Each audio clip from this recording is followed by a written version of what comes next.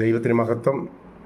ഇന്ന് നമ്മൾ ഗാന പശ്ചാത്തലത്തിൽ ചിന്തിക്കുന്ന പാട്ട് പ്രതിഫലം തന്നിടുവാൻ യേശുരാജൻ വന്നിടുവാൻ അധികമില്ലിനിയും നാളുകൾ നമ്മുടെ ആദികൾ തീർന്നിടുവാൻ എന്ന പാട്ട് എഴുതിയ ആളിനെക്കുറിച്ചും ഈ പാട്ട് എഴുതാനുണ്ടായ സാഹചര്യത്തെക്കുറിച്ചും അദ്ദേഹം എഴുതിയ മറ്റ് അനേക നല്ല പാട്ടുകളെക്കുറിച്ചുമാണ് നമ്മൾ ഇന്ന് ചിന്തിക്കാനായിട്ട് പോകുന്നത്. ഈ ഗാനം രചിച്ചത് ബ്രദറൻ സഭയിലെ ശക്തനായ ഒരു ശുശ്രൂഷകനായിരുന്ന എം വി ചെറിയാൻ സാറാണ്. എം വി ചെറിയാൻ നമുക്കെല്ലാം അറിയാവുന്ന ധാരാളം പാട്ടുകൾ എഴുതിയിട്ടുണ്ട്. ഞാൻ പറയാം, അദ്ദേഹത്തിന് മറ്റ് പ്രധാനപ്പെട്ട ചില പാട്ടുകൾ പറയാം. അധ്യാപക ജോലിയിലായിരുന്നു.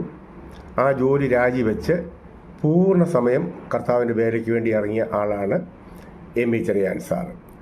1917 മുതൽ 1993 വരെ അദ്ദേഹം ജീവിച്ചിരുന്നു. എം വി ചെറിയാൻ സാറിന് മറ്റൊരു പേരിൽ ഇങ്ങനെ അറിയപ്പെടുന്നുണ്ട്, കൊച്ചു സാർ.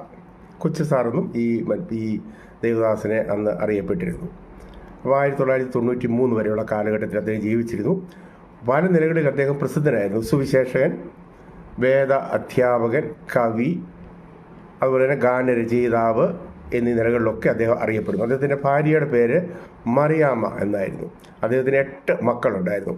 5 ആൺമക്കളും 3 പെൺമക്കളും. സ്തോത്രം. അദ്ദേഹം കേരളത്തിൽ കുറിയന്നൂർ എന്ന് പറയുന്ന സ്ഥലത്താണ് ജനിച്ച് വളർത്തപ്പെട്ടത്. കുറിയന്നൂർ. 1943 അദ്ദേഹം ജോലി രാജിവെച്ചു.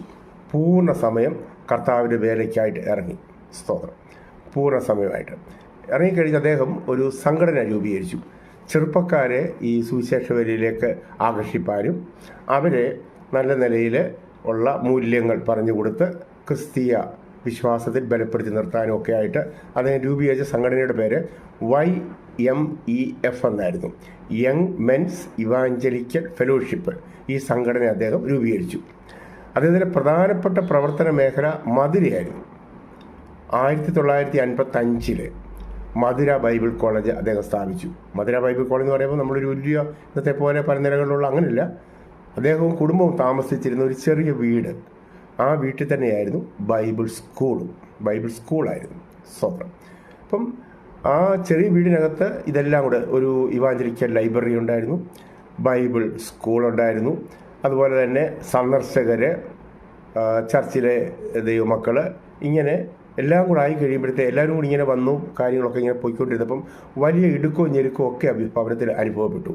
അപ്പോൾ അതുകൊണ്ട് അദ്ദേഹം ഒരു കാര്യം ചെയ്തു, മുകളിൽ ചില മുറികൾ പണിതു. അതായത് സഭാ ഹാളിന് മുകളിൽ ചില മുറികൾ പണിത് അവിടെയൊക്കെ താമസം മാറ്റി. ഒത്തിരി കഷ്ടവും സങ്കടവും പ്രതികൂലവും പട്ടിണിയും ഒക്കെ